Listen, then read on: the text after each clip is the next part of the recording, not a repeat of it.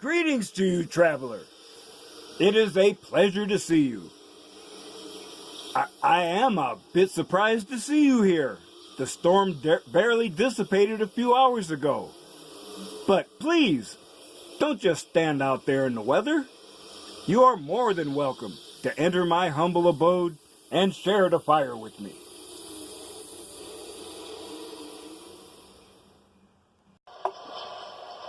I imagine that right now you're feeling a bit like Alice, tumbling down the rabbit hole.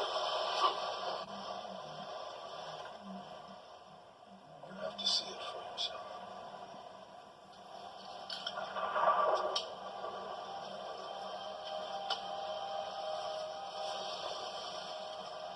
This is your last chance. After this, there is no turning back. You take the blue pill. The story ends. You wake up in your bed and believe whatever you want to believe. You take the red pill. You stay in Wonderland.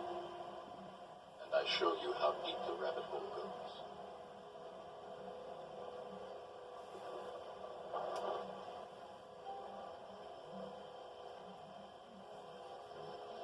Remember, all I'm offering is the truth, nothing more.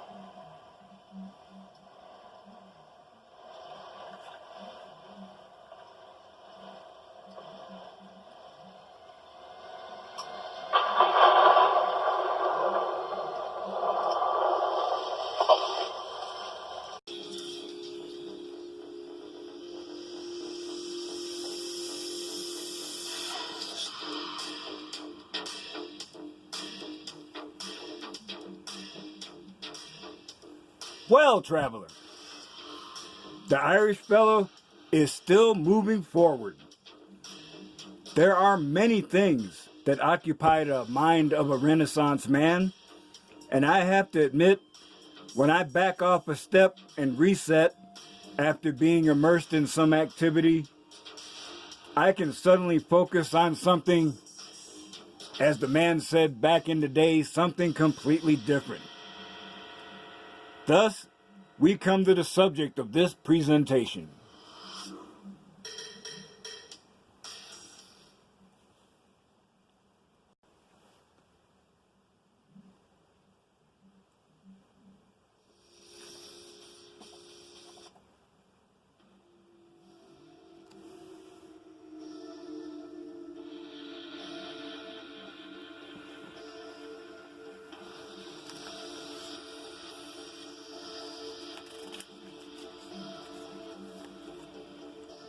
What is a monk?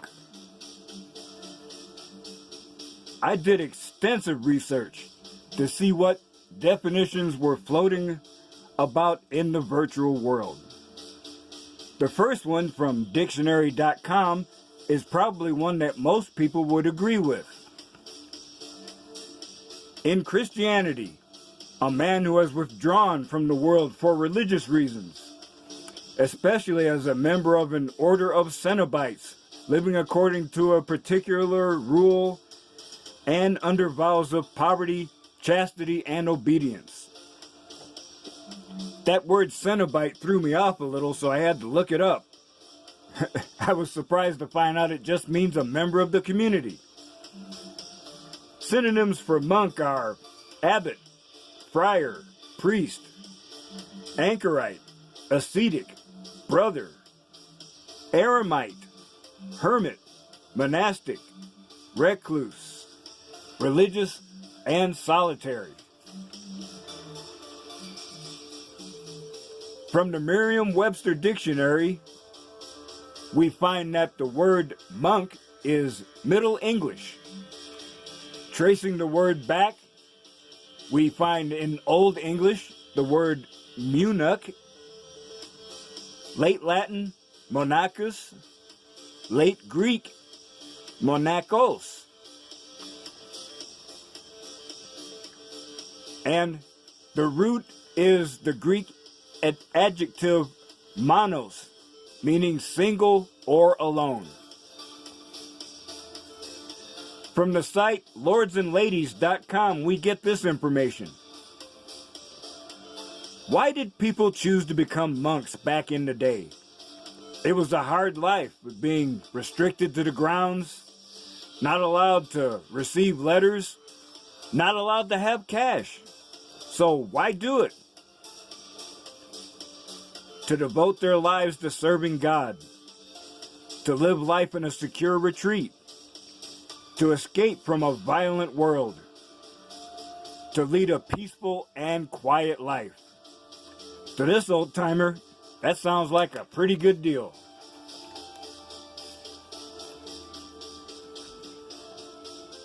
From quorabbey.org, we can obtain a glimpse into the daily life of one inhabitant. 0450, awake before the 0500 bell. Wash, shave, go to church. 0500, vigils. Church service, they recite psalms. 0620, breakfast, tea, bread, butter, and marmalade. 0700, lauds. Another church service featuring praises to God. 0730, Legio Divina. This individual is reading scriptures, actively attempting to increase his spirituality. 0900, Terci and Mass. Third service of the day, some psalms with Mass and taking communion. 1000, labor. He has to remove all the furniture from the tea house and varnish the floor. 1300, sext. That's S-E-X-T. Fourth church service of the day, a short one. 1315, dinner, a group meal. Silence except for one person reading an inspirational story. They have soup, fried fish, potatoes, and peas. 1345, a little free time. 1420, none, another church service. 1430, back to work. This time he's in the laundry. 1630, free time. 1700, vespers, church service number 6. 1730, meeting about community matters. 1900, supper, more silence and reading, eggs and toast. 2000 or 2000, Compline, 7th and final church service. Oh man, that's a long day. So, now that we have a thorough understanding of the old school monk, let us flip the script and see how this philosophy can be applied to the present. From the Reddit, MGTOW Monk. Mindfulness, meditation, and self-discipline are valuable tools. They cause changes in the brain, making a more stoic, peaceful individual that is calm under pressure and has fewer emotional outbursts. It is important to note that the practice of meditation does not have to employ a religious element. Due to my TradCom background, I am able to use that as an entry point, but it is not vital. Through experience and training, you can develop discipline, enough to disrupt the connection between emotion and action.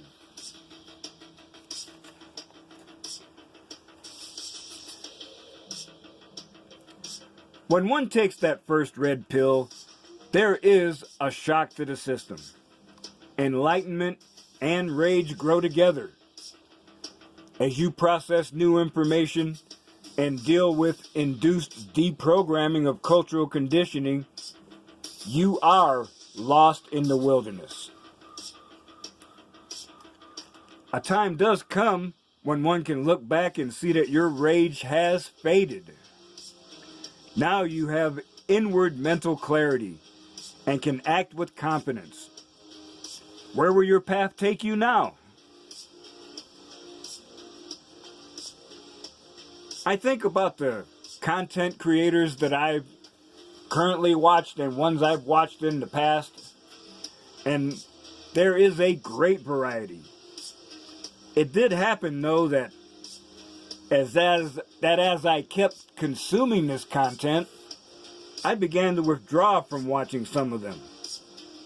More and more, I stopped watching videos of relationship advice.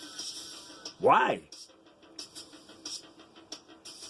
I've been friend zoned by women I've tried to form social liaisons with. Now I know better now that they were women at work, but I thought, they know I'm not a creepy stalker, but why am I getting kicked to the curb? Eventually, I began to embrace the newly won mental clarity and increased spiritual power I had. It gave me enough inner resolve to survive a near-death experience. One of the reasons I embraced TradCon culture so hard was that I had an abject fear of death. And I never told my ex about this, but one of the reasons I stayed so long was because she called my spirit back to life after I had died. It was a heart stoppage due to a very hot tub and slamming a 40-ounce malt liquor. But with this last near-death experience, there was no fear. And after I got home, I thought about it. And I asked myself, why? Growing red pill wisdom, along with continuing my regimen of psychological nudity and hardcore analysis, gave me answers and truth. You are more afraid of being alone. After that, my inner vision cleared. These days, I embrace being alone. There is, of course, a heart-sized hole in me that will never be filled. What man will not experience discomfort, anxiety, even pain?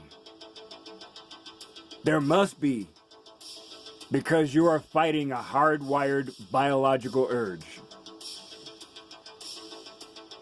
I still desire to be social at times, but I can achieve satisfaction from smaller efforts.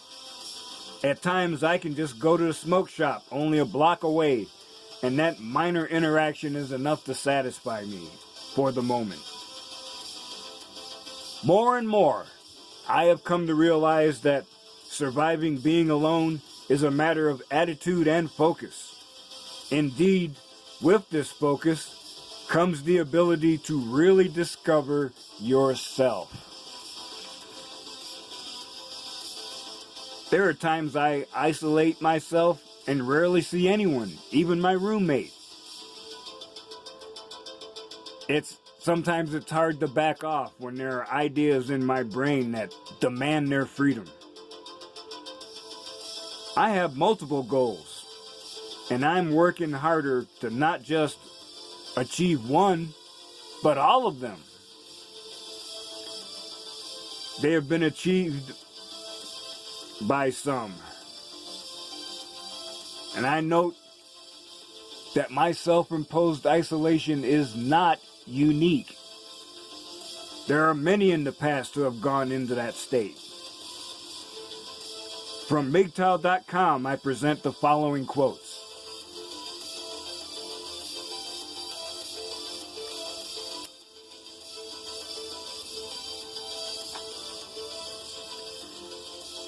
I do not think you can name many great inventions that have been made by married men.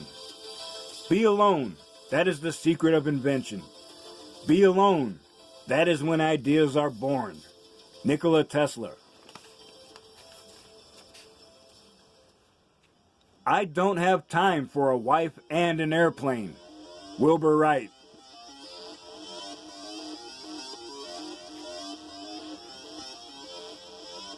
We cannot teach people anything. We can only help them discover it within themselves. I have never met a man so ignorant that I couldn't learn something from him. Galileo.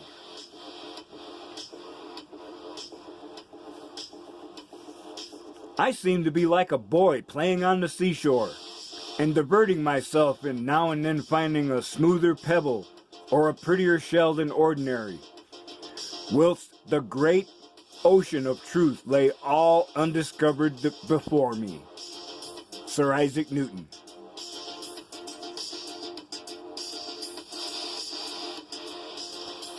The truth can wait, for it lives a long time. Arthur Schopenhauer.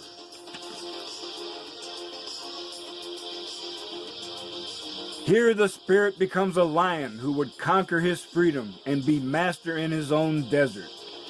Friedrich Nietzsche.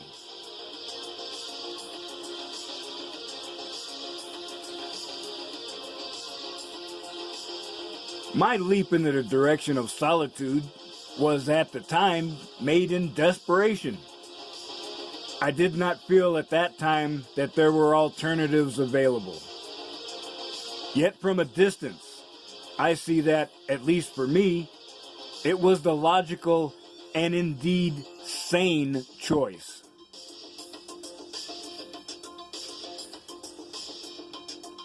Being a monk is not easy. I have been celibate for 2 years, but I face temptation every day. Just in the past few weeks, I almost got back together with my former friend with benefits. Asked Mike the MGTOW man for a homie hookup. And even had a dream where I proposed and she accepted. I was shocked awake when I saw her clearly. It was my ex-wife.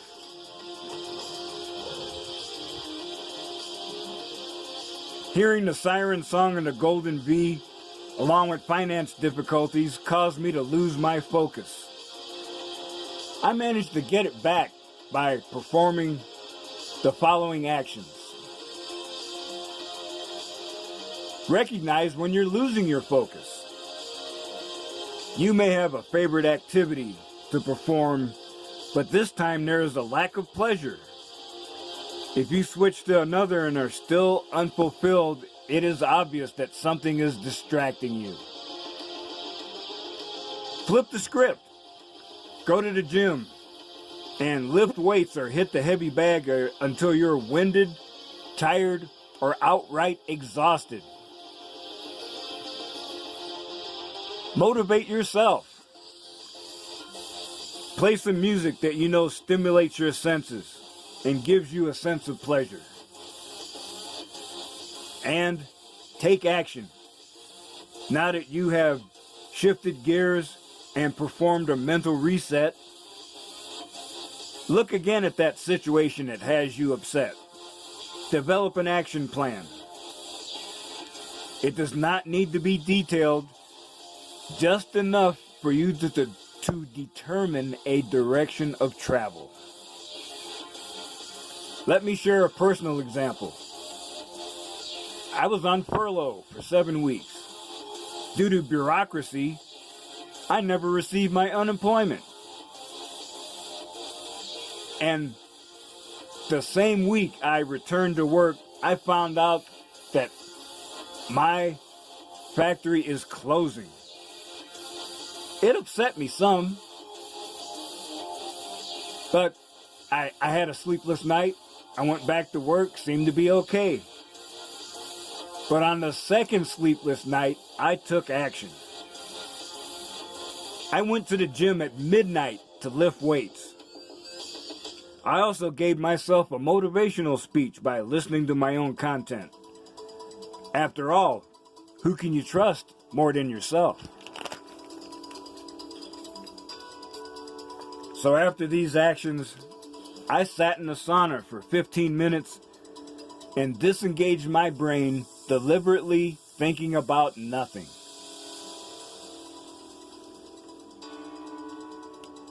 Then I took a shower and went home, and on the way home, my action plan started to develop.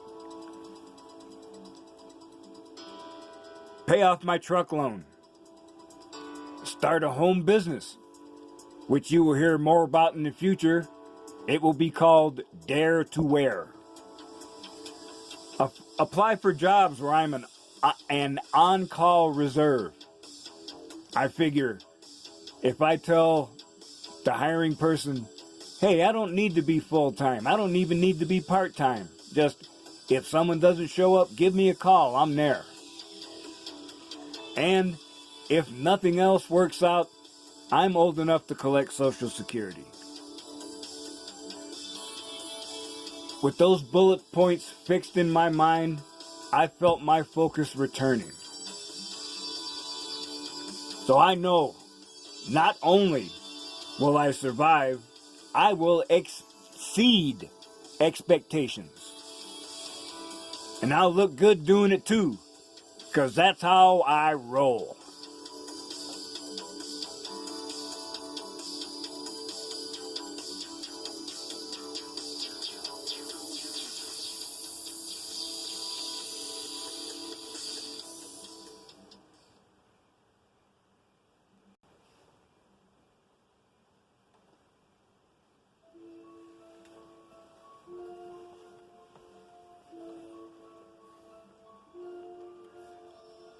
Soul Traveler. Now I have to confess right now that I am not the reincarnation of Saint Benedict, widely regarded as the first monk. But I am something else. I know that I am the embodiment of a modern day Renaissance man. I am willing to learn anything, and I am willing to teach anyone whatever I know. Karma compels me to share my knowledge, and in fact, that is one of my basic rule of 3 philosophies of life. I know that the path of a monk is not an easy one, especially in these troubled times. But the physical enhancement, mental clarity, and spiritual enlightenment I have received from taking this path has repeatedly proved that it is valid.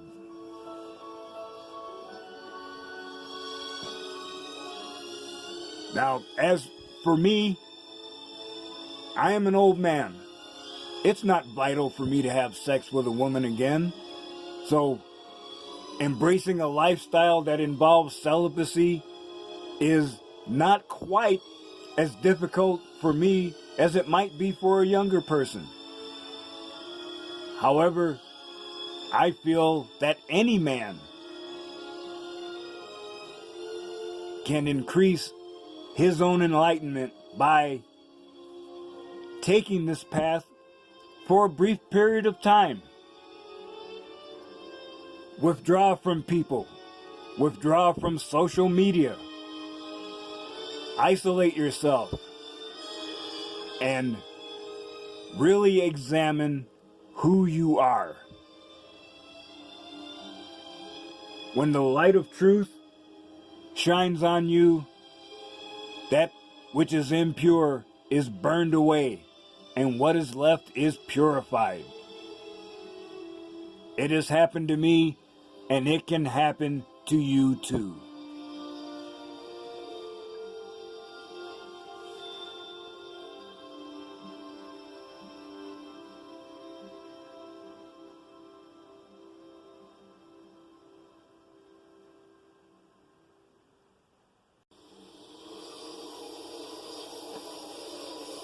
Soul Traveler, I hope you will think about what you've heard here today, and as you continue on your journey, remember, I still say,